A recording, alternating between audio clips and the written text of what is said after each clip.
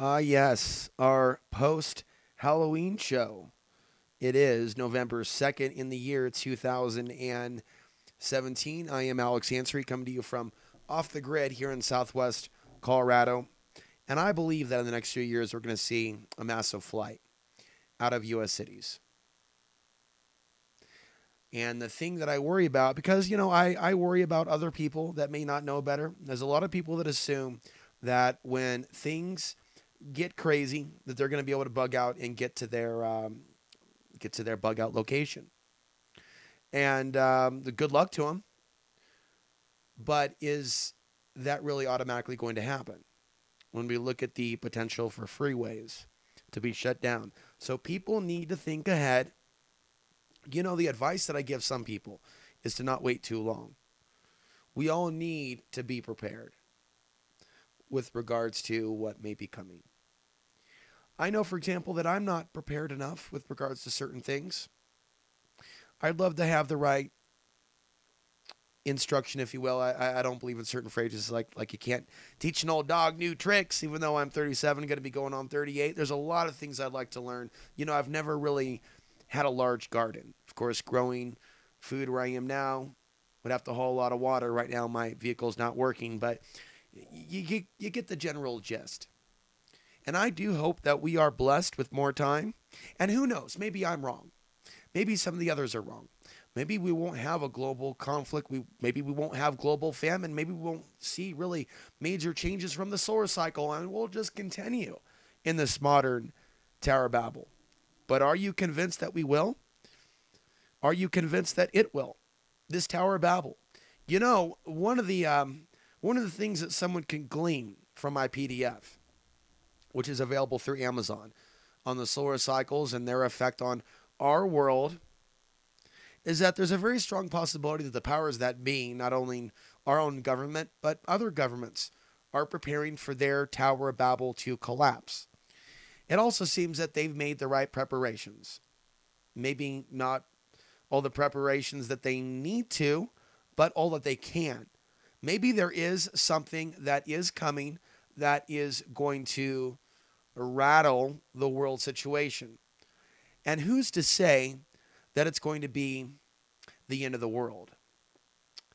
And let's just say that it was the end of our civilization. Let's just say that the end of our centralized smart grid was the end of our current smartphone addicted, internet addicted, fast food addicted, video game addicted. Not so much arcade anymore. That was back in good old 80s. I like to get nostalgia. Get a little nostalgia going on in my memory banks with regards to the 1980s, because that was a simpler time, as complex as it was. But you think about our world without so much focus on technology. When you think about relationships being based around the value of the individuals, not the amount of money that someone has in their bank account. So obviously, we would go through a societal, not just a technological, but a societal shift of massive proportions if the grid were to go down. Now ask yourself, is it really in your favor to be afraid of the grid going down if that is what is coming down the pike? I can understand there being a little bit of concern if you're in Southern California, if you're in Portland, Oregon, if you're in Seattle, Washington, if you're even here in Colorado, just in general, New York City, somewhere else on the planet. I will share with you that I do remember reading somewhere. Maybe you can send it to me if you're a regular listener to this YouTube channel and you follow the things going on with the sun and even their concerns about other threats, EMP. But I believe I read somewhere that scientists are most concerned about the northern hemisphere and how it would handle a solar flare kill shot, for example, compared to, for example, China, other governments. It seems that the United States is heading towards something. So we have America in the crosshairs of a number of things, a movement of people fleeing urban cities. We have an off-grid movement. We have different reasons why people are living off the grid or seeking to live off grid. We have the health reasons. People want to live more healthier alongside nature, growing their own food. You know, when you put your hands in the dirt, there's serotonin in that dirt. It's basically a natural antidepressant. And so there are people that want to return to a natural way of life. And then there are people, for other health reasons, of course, getting away from the cell phone towers. It's not really something that's being documented. People going off grid because of cell phone towers, that is specifically, or unnatural technologies, right? That our bodies are being bathed with on a regular basis. By the way, that's another good reason. Salt lamps are awesome to have around. It's because the negative ions. You can do some research on that, and it's a way that it affects the air and the energy.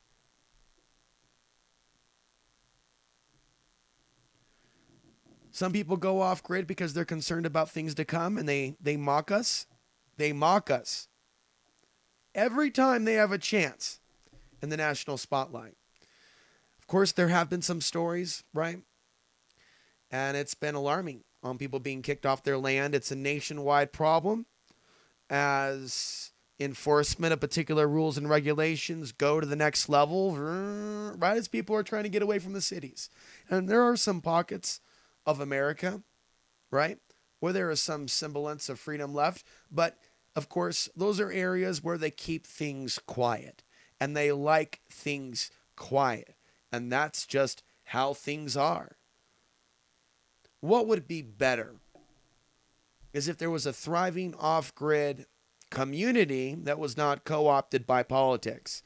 Because there's a lot of people out there that I believe deserve the right to live off the grid. But I don't just mean surviving on their own little acre. We're talking about off-grid communities where people are bartering, where people are already getting in the habit of selling their wares or working with others. You know what we have in America? We have a lot of off-gridders that are now in their own little world, that are like a new generation of off-gridders. And, you know, I'm honored to be a part of the new, I don't want to say new age, but new generation of off-gridders that has this type of technology, that I can put together a set like this, that I can come to you from somewhere out there off the grid, and I can work to make the world a better place without traveling to all these cities, without being involved in any protests or any civil disobedience. What other people do with their lives is their business.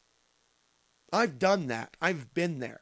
I've been there. I've done that. I'm here now, and I'm a philosopher first and foremost, more than any other revolutionary. I remember this guy coming up to me in Jack in the Box back in Portland in 2014 saying, Alex, you're all talk. We got to do something. Well, they can do whatever they think they need to do. I'm here doing this. And what I do is speak to a lot of issues. And what I was very passionate about, obviously, a few years ago is standing up for people's property rights when people are being kicked off their land. And I really wish we were the type of nation that can do more for these people around the nation. Because things are heating up towards the next decade and what some people call Agenda 2030. For years, people called it Agenda 21. Now it is Agenda 2030. And I noticed recently I am not alone in seeing 2025, a period in time in which we could see the elite, the world powers, pull the trigger on their world war. You know, and they've really convinced people to have their focus on Israel. And Israel basically is a, of the modern world, post-1945, they created their Israel. I've always speculated, I'm not really biblical though, but what is the real Israel? What if it's America? Or said another way, you know, what if they worked really hard, right, with regards to biblical prophecy, to get people thinking about Israel, and what happens to Israel when the continent that we really should be focused on is here. Right here. And it's the people on this continent that I believe for many, many years have been acting and behaving in a very arrogant manner. As if natural law, universal law, karma, cause and effect, what goes around comes around, as if those principles don't even exist. Really. But just by wishing them away through some odd attempted manipulation of the law of attraction will not make the karmic consequences go away.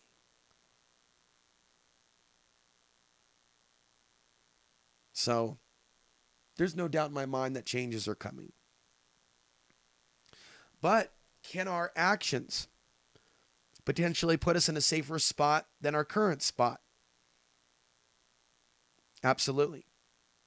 And I'm always encouraging people to not automatically react to certain challenges that are happening in our lifetime, because it's ancient wisdom that some things, it is not clear whether it's truly negative or positive, or that things are not as they seem when they happen to us.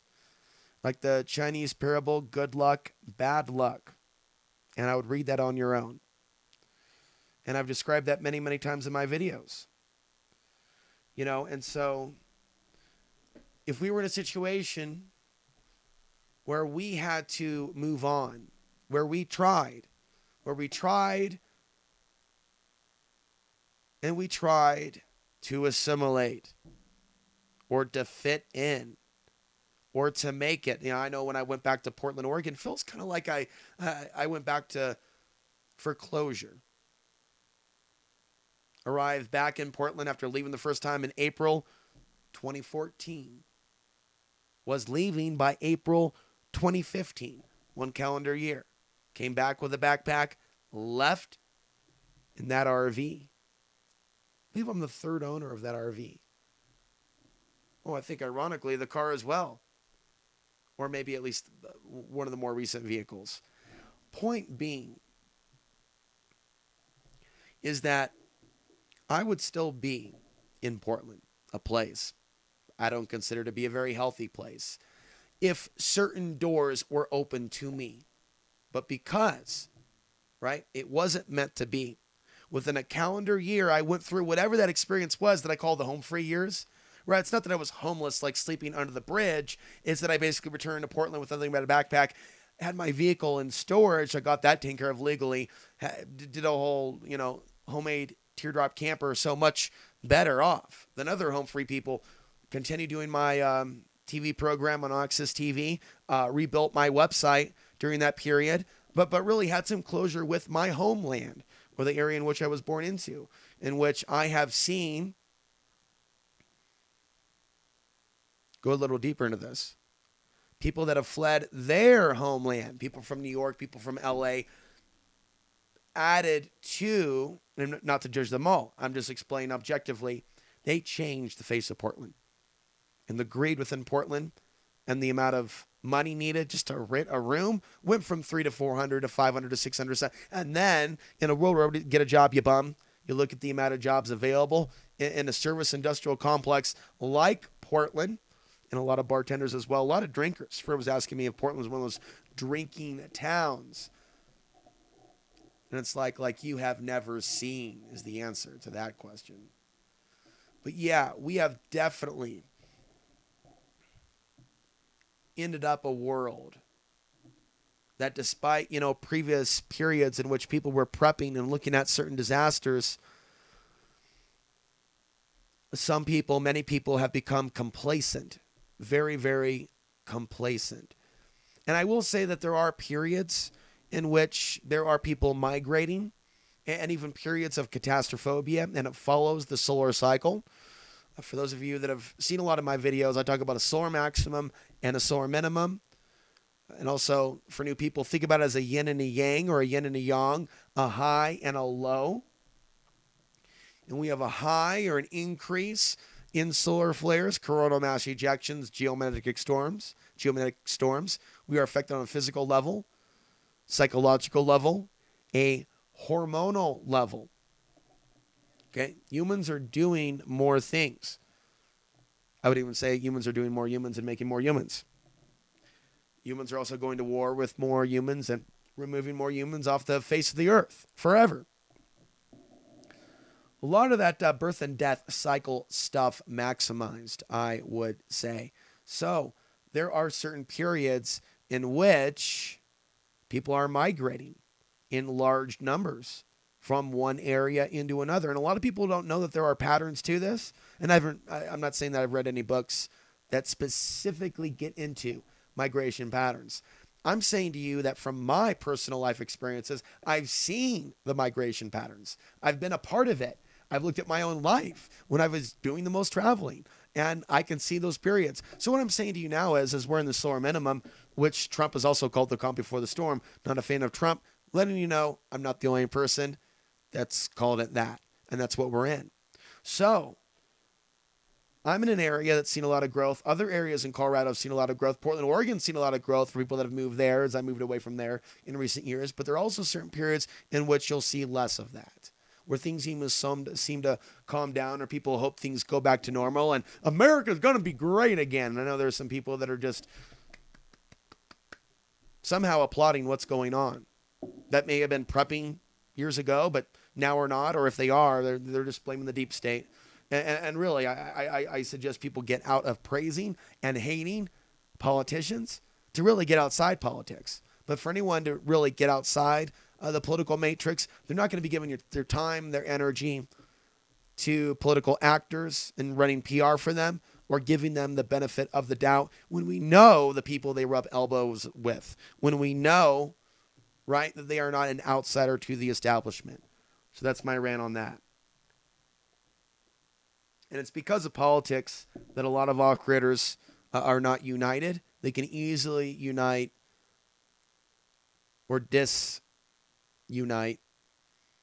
fracture societies by dividing them along politics. So get out of politics. Don't let people divide us over politics. People ought to be focused on how we can mutually gain from getting along, regardless of race, nationality, ethnicity, politics, so on and so forth. But in this age of the internet, right, it seems that people have become a little bit more judgmental. When they see things that they are programmed, right, to be, to spit it up. We really ought to be thinking more about the things that unite us. So, yeah, the world is in an interesting situation. And it really ought to get more active, the people in this country, regarding their rights, right? Regarding off-grid communities, regarding living outside the dollar, regarding trade without robbing each other or killing each other. People need to take the baby steps. It's not just living off the grid. It's like living in a different society. And I'm definitely not about promoting communes. And I think a lot of intentional communities, right, are run by sociopaths, but that doesn't mean that we should give up the dream of living in a society where we are getting along, where we are living within our means, where we are living without banks, where we are living without police, where we are living without them, and where we have people, good people that are in our lives. And it's not limited to the internet. So hopefully we will live better lives in the future. But I want to leave you with this, the next wave of migration, mass migration, and even maybe people moving to off-grid properties or people fleeing cities. We're heading towards it sooner than later, but this is the calm before the storm. It's after 2020 where we're expected to see that peak out of the solar minimum, that we start creeping up and the solar activity increases. And it's by 2025 that we'll see a peak in solar activity. And we're more than likely, potentially, you're going to see World War III by then. That could be rather here. Major events happening here. Sure, I'm not saying that Israel won't be affected. I'm saying that we're going to be seeing major events here in the United States. And it's during that period, I believe coming up here in the 2020s, centering around the mid, that it would be wise to be a part of a good community. Who knows what the future is going to bring? Who knows if they will be able to achieve their objective? What is their objective? Is it depopulation? Is it breaking up the United States? and then more easily controlling other territories, or having their, global war, stage war, and then having their new world order and their rebuild with the transhumanistic rollout and the self-driving cars? And or is their agenda going to be arrested by a monster solar flare? So I don't have all those answers, right? But I have some things that I suspect. And after I've been looking at these patterns for a number of years, it's not difficult to see that after this quiet before the storm, we're going to be seeing a lot of activity in just a few years after 2020. So take my advice. If you're planning certain things like going off grid, like learn about what it takes, don't wait forever. Understand there's going to be certain complications and realities if you're going to be part of that wave of people in flight from the major cities at the same time. Do what you have to do with the knowledge that you accrue to beat the crowds. And with that, I'm Alex Ansari, signing off for November 2nd in the year 2017.